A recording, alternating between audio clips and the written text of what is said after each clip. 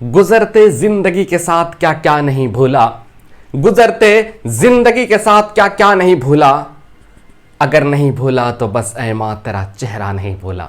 जोहार, आदाब, नमस्कार, मैं जुबैर अहमद। आज की जो कहानी मैं आपको सुनाने जा रहा हूं, ये कहानी सुनने के बाद शायद आपकी आंखें नम हो जाए और ये सोचने पर आप मजबूर हो जाएंगे कि समाज में कैसे कैसे लोग रहते हैं और कैसे कैसे विचार वाले लोग रखते हैं। आज की कहानी माँ बाप के ऊपर है। एक व्यक्ति होता है जो अपनी पूरी जवानी में अच्छे पैसे अर्न करते हैं और पैसे अर्न करने के बाद, पैसे कमाने के बाद अपने बेटा बेटी को पढ़ाते हैं। हर माँ बाप यही करते हैं, खुद तकलीफ में होते हैं लेकिन अपने बाल बच्चे को, अपने बेटे को पढ़ाते हैं और बेटे की नौकरी लग जाती है। और बेटे की नौकरी लग जाने के बाद बेटा शहर में शिफ्ट हो जाता है, पिताजी गांव में, और बेटे उनके शहर में। बेटे की शादी हो जाती है, शादी कर देते हैं वो बाप अपने बेटे की, और वो परिवार लेकर के शहर में शिफ्ट हो जाता है। कुछ दिन बीत जाते हैं, बाप के मन में ये ख्याल आया काश कि हम जाते हैं अपने बेटे से मुलाकात करने के लिए, बहुत से मिलेंगे, अपने पोते से मिलेंगे, पोते पोतियां से मिलेंगे। खुशी थी, खुशी खुशी वो निक झोला उठाते और चल पड़ते हैं, गाड़ी पर सवार होते, शहर पहुंच जाते हैं। और जब शहर पहुंचते हैं, शहर में अपने बेटे के घर पहुंचते हैं। उस दिन बेटे को बड़ा खुशी हुई, चलो मेरे पिताजी आए हैं, बहुत खुशी हुई।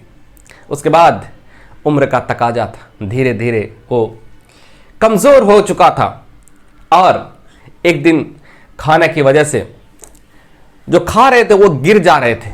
मतलब कि एक डाइनिंग टेबल होती है, डाइनिंग टेबल में बेटा, बहू और वो पोता पोती, मतलब उस बूढ़े व्यक्ति का पोता पोती खा रहे होते हैं, टेबल पर खा रहे होते हैं। उसी पर ये बूढ़ा आदमी, यानी कि उस जो जॉब करते, जो शहर में जो शिफ्ट हुए थे, उनके पिताजी भी वहीं पर खाना खा रहे थे। खाना खाने के बाद उसकी तबीयत बिगड़ जाती है और उसके मुंह से गिर जाता है। तो अब हर दिन ये ऐसा होने लगा, उसी डाइनिंग टेबल पर वो खाते और गिर जाता, खाते और गिर जाता। बहू को बड़ा गुस्सा आने लगा। बहू कहने लगी कि ये शायद रोज रोज ये बूढ़ा आदमी का नाटक तो हम नहीं बर्दाश्त कर सकते हैं। ये बूढ़ा आदमी खा रहा है, गिरा रहा है या नाटक कर रहा है, क्या कर रहा है, कुछ पता ही नहीं चल रहा है। वो महिला बहू, यानी उस बूढ़े व्यक्ति की बहू अपने पति से कहती है कि इस बूढ़ा को अलग करो। अब इत्तेफाक, अब ऐसा देखिए कहा जाए, बोलना तो नहीं चाहिए, करना भी नहीं चाहिए उनको, लेकिन एक टेबल अलग किनारे कर देते हैं और कहते हैं जा बूढ़ा पिताजी आप वहीं पर खाना खाएंगे। और वहां जब खाने के लिए दे दिया जाता है तो उस बूढ़ा आदमी के आंखों में आंसू था, उस बूढ़े व्यक्ति के आंखों में आंसू था। और बेटे ये बात देख रहे थे, तब भी उसका दिल पिघलता नहीं है, ना बहू का दिल पिघलता है, ना बेटे का दिल पिघलता है। अगले दिन जो करता है वो शायद पैरों तले जमीन खिसक जाएगी। अगले दिन उस बूढ़े व्यक्ति के साथ कहता है कि लकड़ी का कटोरा बनवा दिया जाता है ताकि उसी में वो खाना खाए। लकड़ी का कटोरा सामने रख देते हैं, उसी में चावल देते हैं, उसी में खाना देते हैं।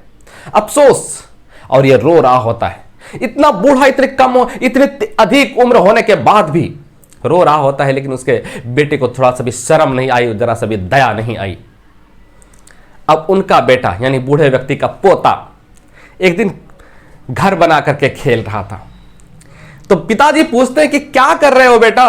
कहा कि पिताजी आपके लिए लकड़ी का कटोरा बना रहे हैं और आप जब बूढ़े हो जाएंगे तब मैं दादाजी की तरह जो है ना, आपको भी मैं कोने में दे दूंगा और आपको भी मैं इसी लकड़ी के कटोरे में खिलाऊंगा।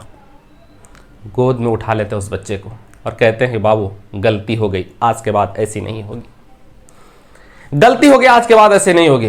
वो फौरन वो व्यक्ति उठता है और चला जाता है अपने पिताजी के पास, यानी उसी बूढ़ा व्यक्ति के पास चला जाता है और गले मिलता है, कहता है पिताजी मुझे माफ करिएगा, मैंने बहुत बड़ी गलती कर दी, मैंने बहुत बड़ी गलती कर दी, मैं अंधा हो चुका था।